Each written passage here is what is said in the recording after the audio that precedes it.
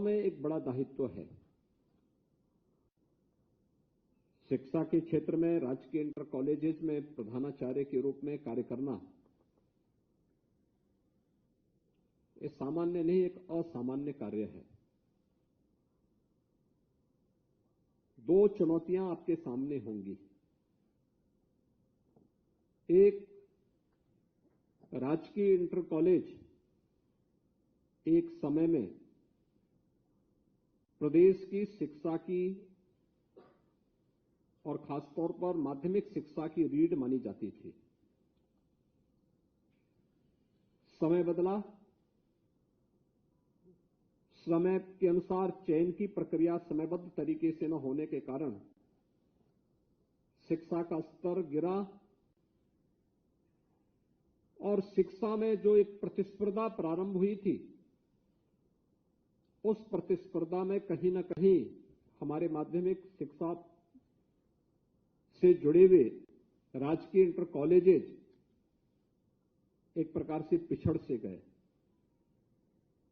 परिणाम रहा कि लगातार छात्र संख्या इनसे कम होती गई और फिर लोगों का विश्वास इसके कारण कम होता गया। एक ओर उस विश्वास को बहाल करना और दूसरा, उत्तर प्रदेश फिर से शिक्षा का एक हब बन सके। भारत की आध्यात्मिक और सांस्कृतिक विरासत का प्रतिनिधित्व उत्तर प्रदेश करता है और याद रखना, इसकी प्रारंभिक नींव हमारे शिक्षा के केंद्र हैं। राष्ट्रीय शिक्षा नीति को प्रभावी ढंग से लागू करते हुए इस जनविश्वास के प्रतीक के रूप में अपने कॉलेज को और अपने आप को स्थापित करना, ये दो प्रकार की चुनौतियों से आपको जूझते हुए कार्य करना है। लंबे समय से मांग हो रही थी इंटर कॉलेजेस के प्रधानाचार्य की नियुक्ति की प्रक्रिया को भी समयबद्ध ढंग से आगे बढ़ाया जाए। ऐसा नहीं कि कहीं बाधित भी रहा हो। पिछले 6 वर्ष के अंदर लगभग 6 लाख सरकारी नियुक्तियां हम लोगों ने प्रदेश से दी हैं, जिसमें से 1,64,000 तो केवल शिक्षकों की है। बेसिक और माध्यमिक शिक्षा में शिक्षकों की 1,64,000 से अधिक भर्तियां हुई हैं। एक बड़ी संख्या है और यह भी व्यवस्था दी गई कि हमारे शिक्षा के केंद्र, हमारे शिक्षण संस्थान शिक्षक विहीन न हो। अगर कोई शिक्षक रिटायर हो गया है या भी हम लोगों ने 2017-18 से लगातार प्रदेश में माध्यमिक शिक्षा से जुड़े हुए सभी संस्थाओं में कॉलेजेस, ये सभी नकल के अड्डे से बन गए थे। ठेके में नकल होती थी। बहुत सारे जनपद तो इसके बदनाम के केंद्र हो गए थे। लेकिन आज हम कह सकते हैं कि इसमें जो पिछले 6 वर्ष के अंदर सुधार हुआ, उसमें से गत वर्ष माध्यमिक शिक्षा परिषद के द्वारा संपन्न हुई हाई स्कूल और इंटरमीडिएट बोर्ड की परीक्षा एक नजीर भी बनी। आपने देखा होगा, एक समय ऐसा भी होता था जिसमें साल भर केवल परीक्षा, परिणाम और प्रवेश, इन तीनों में 3/4 समय खर्च हो जाता था। यानी 3 महीने तक परीक्षा, अगले 3 महीने परिणाम आने में और अगले 3 महीने प्रवेश होने में लग जाते थे। और बाकी जो 3 महीने बचते थे, इसमें पर्व और त्योहार भी होने हैं, छुट्टी भी होनी है। तो स्वाभाविक रूप से जो एक कार्य इस दिशा में आगे बढ़ना चाहिए था, वह नहीं हो पाता था।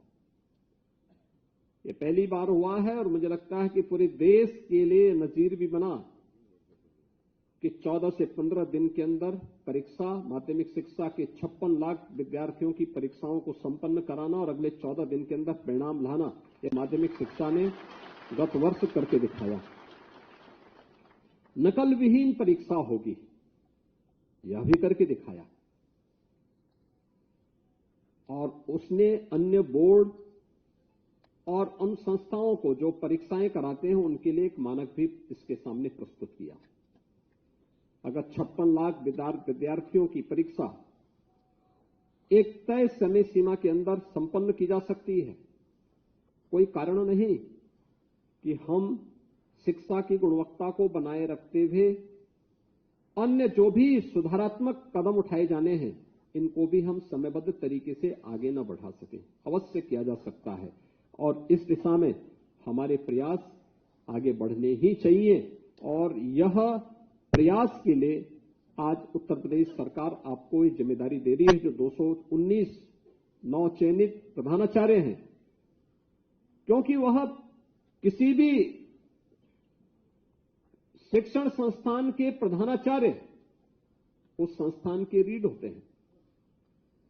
अगर वह स्वयं अनुशासित है, समयबद्ध है, संस्थान के स्वच्छता के साथ अनुशासन के प्रति जागरूक है, वहां का शैक्षिक कैलेंडर स्वयं तैयार कर रहा है, विद्यालय को नए नए गतिविधियों का एक केंद्र बना रहा है, कुछ नवाचार हो, स्पोर्ट्स की एक्टिविटीज को भी बढ़ाया जा सके, देश और दुनिया में क्या कुछ घटित हो रहा है इसके बारे में बता सके, पुरातन छात्रों का एक वहां पर समय समय पर सम्मेलन और आयोजन की भी कार्रवाई बढ़ती रहे, विद्यालय में अपनी लाइब्रेरी हो, लाइब्रेरी डिजिटल हो, अच्छी लैब्स बने। अगर इन सभी गतिविधियों को अगर आप आगे बढ़ा करके अपने प्रांगण को भी स्वच्छ और सुंदर बनाए रखने के साथ साथ वहां के वातावरण को आध्यात्मिक बनाने का प्रयास करेंगे तो आपके द्वारा किए जाने वाले प्रयास का बहुत सार्थक परिणाम आएगा और वह प्रयास एक नए सिरे से आगे बढ़ाने की आवश्यकता है। लगे लोगों को, कोई भी आए, ऐसा नहीं कि न हुआ हो। बहुत सारे लोग अपने अच्छे और सकारात्मक कदमों से उनके द्वारा उठाए गए समय समय पर जो सकारात्मक पहल और कदम थे उसने वहां पे बहुत अच्छे परिणाम भी दिए हैं, बहुत अच्छे परिणाम उसके सामने आए हैं और उन परिणामों से प्रदेश उससे लाभान्वित हो रहा है, हमारी युवा पीढ़ी उससे लाभान्वित हो रही है।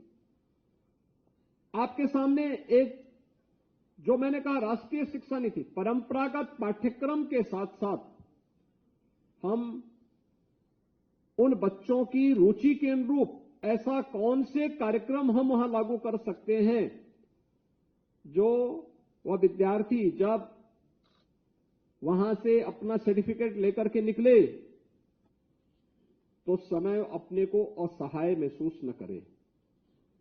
इसके लिए आज स्किल डेवलपमेंट से जुड़े हुए छोटे छोटे कार्यक्रम बन सकते हैं। 3 महीने के, 6 महीने के पाठ्यक्रम विभाग भी उसको बना रहा है। बहुत सारी चीजें ऐसी हो सकती हैं जिसको हम उसके साथ साथ उनका अगर वह बच्चा हाई स्कूल में पढ़ रहा है उसके लिए चयन करना, इसमें 2 प्रकार के कार्यक्रम हो सकते हैं। एक, उस जनपद, उस क्षेत्र की रुचि और आवश्यकता के अनुरूप। दूसरा प्रोग्राम हो सकता है जो स्किल डेवलपमेंट मिशन के अंतर्गत भी बहुत सारे ऐसे छोटे छोटे कार्यक्रम होंगे, 3 महीने या 6 महीने के सर्टिफिकेट कोर्स होंगे जो अपने पाठ्यक्रम के साथ साथ और विद्यार्थी आगे बढ़ा सकता है। आप राजकीय इंटर कॉलेजेस के प्रिंसिपल बन रहे हैं। हम देखते हैं बहुत बड़ी संख्या में हमारे यहां के छात्र नीट और आईआईटी जेईई की तैयारी करने के लिए कोचिंग के लिए जाते हैं और कोचिंग के लिए जाकर के वे लोग वहां पे कोचिंग लेते हैं। कोचिंग लेकर के उनके द्वारा अनेक प्रकार से वहां पर कभी कभी कुछ छात्रों के सामने तो स्थिति हो जाती है कि वो न कोचिंग ही पूरा कर पाते न अपना पाठ्यक्रम ही पूरा कर पाते हैं। अगर आपके कॉलेज में, आज तो सरकार ने पहले से पहल की है, याद करिए कोविड कालखंड में हम लोगों ने जब कोटा में फंसे हुए संस्कृति की दृष्टि से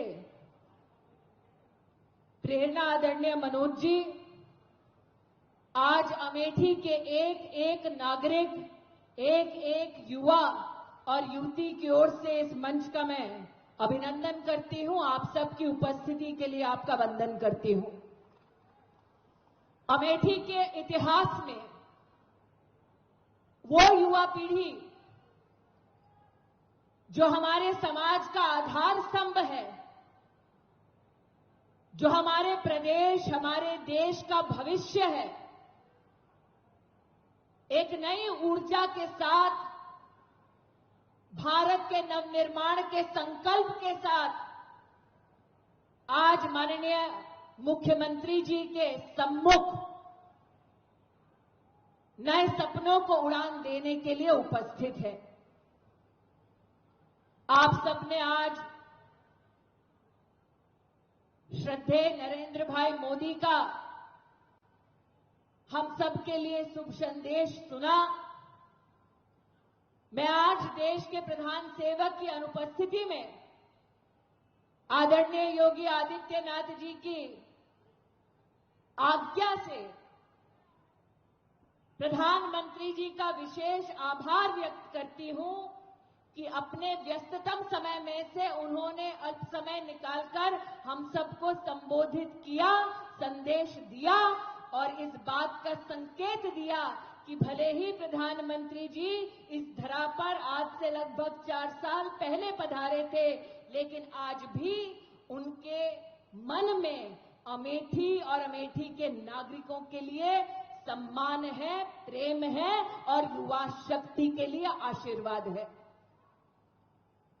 और अमेठी के जनमानस के लिए आशीर्वाद इस बात पर भी संकेत देता है कि मुख्यमंत्री जी, हमारे इस पूरे जनपद लोकसभा क्षेत्र के इतिहास में कभी ऐसा नहीं हुआ कि एक सामान्य परिवार में जन्मी एक बेटी जो खेल के मैदान में अपना जौहर दिखाती है, उसे पद्म पुरस्कार से सम्मानित किया जाता है। यह इतिहास में पहली बार अमेठी के तब संभव हुआ जब हमारे देश के प्रधान सेवक नरेंद्र मोदी बने।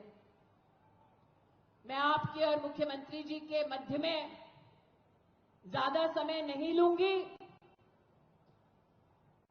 दीदी हूं, इसलिए दीदी को कम और मुख्यमंत्री जी को ज्यादा बोलना चाहिए।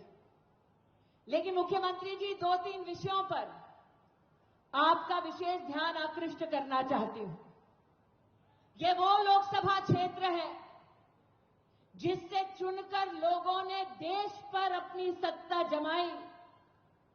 ये वो लोकसभा क्षेत्र है जिसमें कुछ लोगों ने भाईचारे की साइकिल भी चलाई। लेकिन इस लोकसभा क्षेत्र में पिपरी गांव में कटान की समस्या में जब गरीब किसान की जमीन नदी में बह जाती थी, तब ना साइकिल काम आई, ना हाथ वाले काम आए। तब कमल पर बैठकर जब विकास रूपी लक्ष्मी आई और आप मुख्यमंत्री बने, तो जो 30-40 साल का संघर्ष था हमारे क्षेत्र का, वो समाप्त हुआ और गरीब किसान की जमीन नदी में ना बहे, आपने उसकी इंफ्रास्ट्रक्चर की व्यवस्था की। आज पुनः अमेठी के उन किसानों की ओर से आपका आभार व्यक्त करती हूं। ये वो इलाका है जिसने कई दिग्गज नेताओं को सत्ता की कुर्सी पर बैठे देखा, दिल्ली में और लखनऊ में उनके घरों में रोशनी देखी, लेकिन ये क्षेत्र वर्षों वर्ष अंधेरों में रहा। मुख्यमंत्री जी, आप प्रदेश में, मोदी जी देश में आए और अमेठी में पहली बार 1,23,000 परिवारों को बिजली नसीब हुई। ये वो क्षेत्र है जो एक परिवार की महिला, एक परिवार की बेटी के नाम से जाना जाता, लेकिन क्षेत्र में शौचालय उस बेटी को उपलब्ध नहीं होता जो स्कूल जाती। आप जब प्रदेश के मुख्यमंत्री बने, नरेंद्र भाई जब देश के प्रधान सेवक बने, तो जिस पूरे लोकसभा क्षेत्र में मात्र 40% शौचालय उपलब्ध थे बेटियों के लिए स्कूल में, आज उस क्षेत्र में 100% व्यवस्था बेटी के सम्मान में आपने कर दिखाई। ये वो क्षेत्र है जहां पर कुछ ऐसे लोगों का राज रहा जिन्होंने देश की संसद में बार बार ये कहा कि हम मनरेगा के माध्यम से क्रांति लाएंगे, लेकिन दिया तले अंधेरा। जहां 3% लोगों के हाथ को भी काम नहीं मिलता था, आज 2 लाख से भी ज्यादा हाथों को काम मिला है मनरेगा में। ये तब संभव हुआ है जब प्रदेश में मुख्यमंत्री योगी जी और देश में मोदी जी सेवा दे रहे हैं। ये वो क्षेत्र है। आपके आने से पहले मनोज भैया बोल रहे थे मुख्यमंत्री जी कि यहां पर सांसद के दर्शन 5 साल में एक बार कुछ घंटों के लिए होता था। ये वो क्षेत्र है, ना सांसद दिखता था, ना सांसद का कोई फंड दिखता था। आज मुख्यमंत्री जी के करकमलों से 600 करोड़ के से लागत से ज्यादा का काम आप सबके सम्मुख प्रस्तुत हुआ है। यहां पर जिला पंचायत अध्यक्ष जी के सौजन्य से, सांसद के सौजन्य से और प्रदेश की सरकार के सौजन्य से जितने काम इन 4.5 वर्षों में हुए हैं, वो काम यहां पर 40 साल में संभव नहीं हो पाया। ये युवा शक्ति जो आज आपके सामने उपस्थित है, जब प्रधानमंत्री मोदी जी ने हुंकार भरी कि खेल जगत में अमेठी का, गांव का युवा युवती आगे आए, अपने हुनर का प्रदर्शन करें, तब हमने एक गांव में जाकर जब निवेदन किया तो 1,11,000 खिलाड़ियों ने शिक्षक निरीक्षकों के साथ, समाज के संस्थानों के साथ हमारा सहयोग किया। लगभग 25 दिनों में 50,000 मेडल इस पूरे लोकसभा क्षेत्र में हमारी युवा शक्ति ने प्राप्त की। ये वो हुनर है जो हमारे देश के प्रधानमंत्री जी ने कहा कि सुधा की तरह एक दिन अंतर्राष्ट्रीय स्तर पर हमारा मान बढ़ाएगा। ये वो क्षेत्र है जहां पर सरकार की जमीन कब्जाई खानदान ने इस झांसे में कि मेडिकल कॉलेज बनाएंगे और अपने लिए गेस्ट हाउस बना दिया। और इस क्षेत्र में भी 40 साल पुरानी मेडिकल कॉलेज की मांग तब पूरी हुई जब देश के प्रधान सेवक मोदी बने और मुख्यमंत्री प्रदेश के योगी बने। आज मेडिकल कॉलेज की व्यवस्था देने के लिए मैं मुख्यमंत्री जी आपका और देश के यशस्वी प्रधानमंत्री का बहुत बहुत आभार व्यक्त करती हूं। लेकिन मुख्यमंत्री जी भी सौगातों की बौछार अपने साथ लेकर आए हैं। हमसे मुख्यमंत्री जी ने कहा कि हमारा संस्कार है कि बहन के घर जाएंगे तो खाली हाथ नहीं जाएंगे, इसलिए भाई आज आशीर्वाद स्वरूप में क्या लेकर आए हैं वो तो भाई ही आपको बताएंगे। लेकिन आज चाहे वो पीटी उषा हो, अंतर्राष्ट्रीय स्तर के खिलाड़ी हो, उन सब ने माना है कि अमेठी अब AK-203 की राइफल फैक्ट्री के लिए यूपी इन्वेस्टर समिट के माध्यम से 7,000 करोड़ से ज्यादा की लागत की फैक्ट्रियों के लिए जाना जाता है। गायब हुए सांसद के लिए जाना नहीं जाता। मनोज भैया गए तो ऐसा गए, रुखसत ऐसा हुए, प्रदेश छोड़कर दक्षिण भारत में गए और आज भी हिम्मत नहीं हो रही ये कहने की कि दोबारा अगर लड़ेंगे तो इस धरा पर आकर लड़ेंगे। ये अमेठी के जनमानस की ताकत है। पुनः मैं मुख्यमंत्री जी के प्रति अपना आभार व्यक्त करती हूं कि उन्होंने न सिर्फ आज अमेठी को सौगात दी है, बल्कि कुछ कार्यक्रमों के माध्यम से उत्तर प्रदेश में महिला सम्मान के संदर्भ में चरण में हम लोगों ने देखा कि सैकड़ों की संख्या में प्रतिभाग करने वाले खिलाड़ी थे। दूसरे संस्करण में हम लोगों ने देखा कि संख्या हजारों में गई और आज तो अमेठी ने रिकॉर्ड तोड़ दिया कि 1,11,000 खिलाड़ी प्रतिभाग कर रहे हैं। अमेठी के वासियों, मैं इसके लिए आप सबका हृदय से अभिनंदन करता हूं और इस सफलतम आयोजन के लिए आप सबको बधाई देता हूं।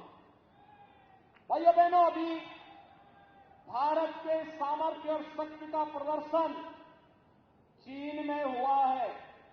एशियन गेम्स में जब भारत के खिलाड़ियों ने सेंचुरी पार की है, पहली बार, आप याद करिए कि पहली बार 107 मेडल देश के खिलाड़ियों ने जीते हैं प्रधानमंत्री जी के प्रोत्साहन फलस्वरूप। ये भारत के सभी युवा खिलाड़ी थे और उसमें भी 25% मेडल ऐसे थे जो उत्तर प्रदेश के खिलाड़ियों ने जीते थे देश के लिए। याद करिए, जब वहां पर उत्तर प्रदेश के खिलाड़ी जो भारतीय टीम का हिस्सा थी और एथलेटिक्स के क्षेत्र में जब उसका प्रदर्शन की बात आई तो वह खिलाड़ी पहले चीन से पीछे चल रही थी, लेकिन अंतिम 30 सेकंड के अंदर उसने खेल का पासा पलट करके रख दिया।